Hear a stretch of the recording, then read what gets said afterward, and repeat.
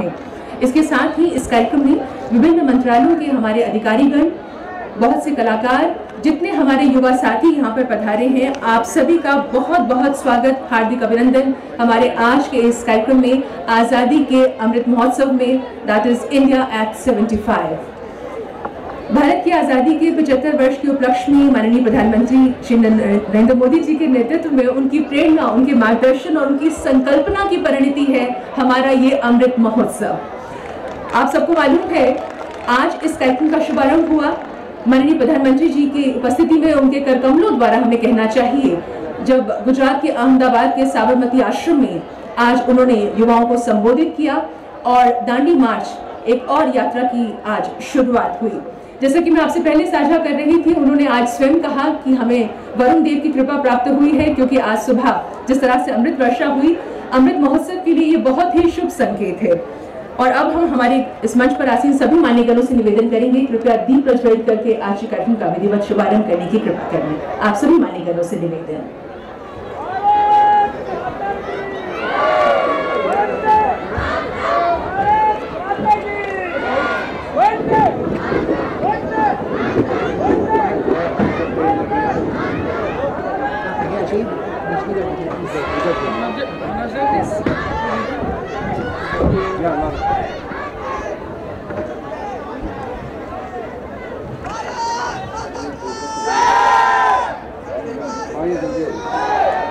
स्वराज की मशाल को जलाए रखने और उसे भावी पीढ़ियों को सौंपने का पर्व है ये अमृत महोत्सव, जिसका आज शुभारंभ हो रहा है। एक सुखद संयोग ये भी कि आज माननीय प्रधानमंत्री जी ने जिक्र किया नेताजी सुभाष चंद्र बोस का, जिनकी 125वीं जयंती के साथ भारत की 75वीं स्वतंत्रता दिवस की जयंती का ये अवसर, और उन्होंने नारा दिया था दिल्ली चलो। आज दिल्ली में हम ये कार्यक्रम आयोजित कर रहे हैं, अनेक मान्यगणों की उपस्थिति में, ये हम सब का सौभाग्य है।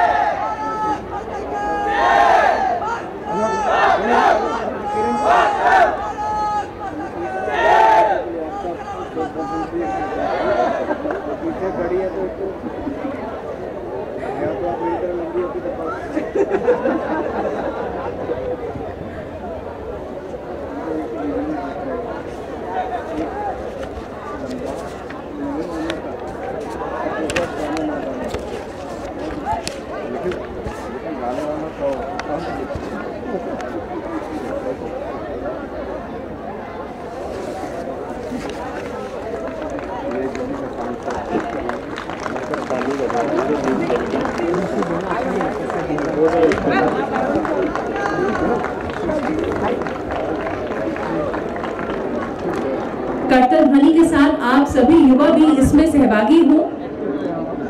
एक बार जोरदार तालियां हमारे सभी अतिथि गणों के लिए, जो वाकई ये मशाल आप लोगों को सौंप रहे हैं, भावी पीढ़ी को सौंप रहे हैं, जिन्होंने आने वाले समय में जो एक नए भारत का संकल्प हम लेकर चल रहे हैं, उसे आगे बढ़ाना है।